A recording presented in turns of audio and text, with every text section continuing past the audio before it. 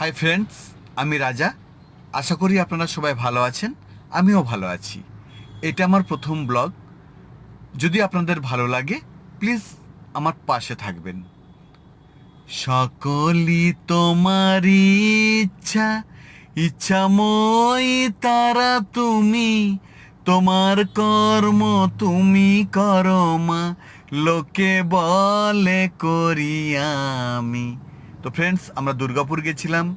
আমার এক বোনের এক্সাম ছিল।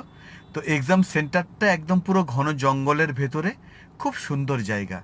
তো আমরা ঘুরতে ঘুরতে একটি জায়গাতে এলাম। সেখানে দেখলাম যে একটি রাস্তা ঢুকে গেছে জঙ্গলের ভেতরে এবং লেখা আছে গড় জঙ্গলের শ্যামরূপা মায়ের মন্দির যাবার রাস্তা।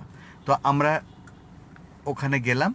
যেতে ওখানকার যিনি পুরোহিত, তিনি আমাদের মায়ের মন্দির দর্শন করালেন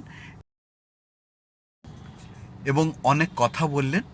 আহ, এটা হচ্ছে একদম ঐতিহাসিক জায়গা একটি। এটি বল্লাল সেন, রাজা বল্লাল সেনের আমলের তৈরি এবং সেই সব কোথাও বললেন। হ্যাঁ, তো খুব ভালো লাগলো ওই জায়গাটা।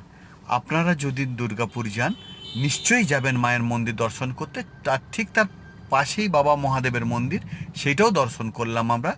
অভূতপূর্ব শান্তি, একদম জঙ্গলের ভেতরে মায়ের মন্দির। আহা, খুব ভালো লাগলো। মায়ের টানে আবার দেখা হবে আপনাদের সাথে। সবাই খুব ভালো থাকবেন। আর মায়ের মন্দিরটা নিশ্চয়ই